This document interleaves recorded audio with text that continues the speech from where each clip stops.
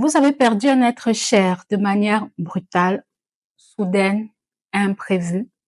Vous avez été victime d'un accident grave ou d'actes répétitifs de violence physique ou psychologique. Vous avez même cru que vous allez mourir. Se remettre d'un traumatisme ou guérir n'est pas une compétition.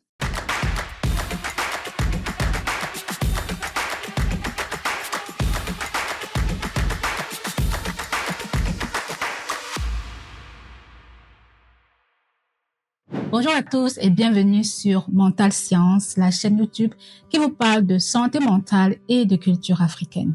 Se rétablir ne se fait pas par imitation. Vous trouverez probablement réconfortant d'écouter des histoires ou de lire des livres sur des personnes ayant vécu des événements traumatiques similaires aux vôtres. Ces récits de rétablissement peuvent certainement vous inspirer et vous aider à vous sentir moins seul. Cela dit, essayez d'éviter la tentation d'utiliser l'histoire de quelqu'un d'autre comme une échelle de mesure pour juger votre propre parcours. Il arrive parfois que vous enviez la rapidité avec laquelle les autres ont surmonté leurs difficultés. Vous pouvez aussi vous demander pourquoi vous n'avez pas pu remonter la pente à la même vitesse que ces personnes-là. Toutefois, il est important de garder à l'esprit que votre parcours est unique, tout comme le leur. Il n'existe pas une seule façon d'aller mieux ou de se rétablir.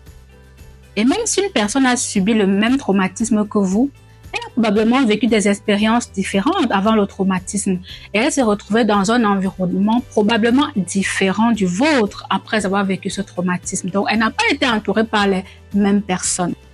Vous n'aviez peut-être pas accès aux mêmes ressources de soutien ni aux mêmes facteurs de résilience. Quand vous avez vécu un traumatisme et que vous souhaitez évaluer vos progrès, ne vous comparez surtout pas à quelqu'un d'autre. Prenez simplement en compte votre point de départ. À partir de quand tout cela a commencé? Et quand vous observez l'écart entre cette période et aujourd'hui, qu'est-ce qui a changé?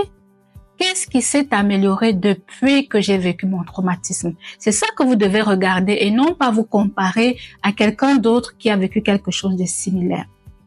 Est-ce qu'il y a des choses que vous n'arriviez pas à faire juste après le traumatisme, mais que vous arrivez à faire aujourd'hui? Je vais vous donner un exemple. Vous faites un accident grave de voiture et heureusement pour vous, vous vous en sortez avec quelques blessures.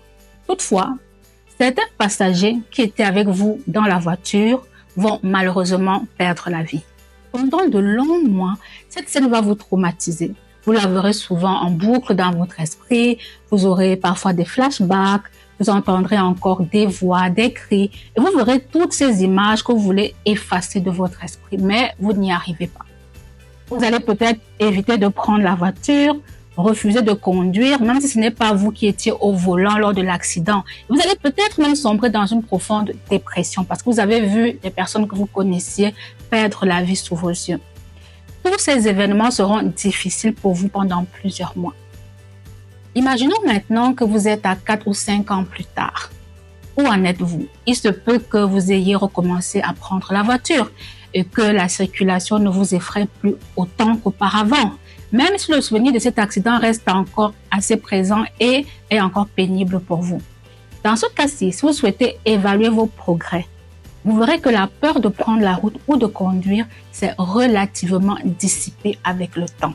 Ceci est un exemple de la manière dont vous pouvez évaluer votre progression après avoir vécu un traumatisme. Ne comparez surtout pas votre résilience à celle de quelqu'un d'autre.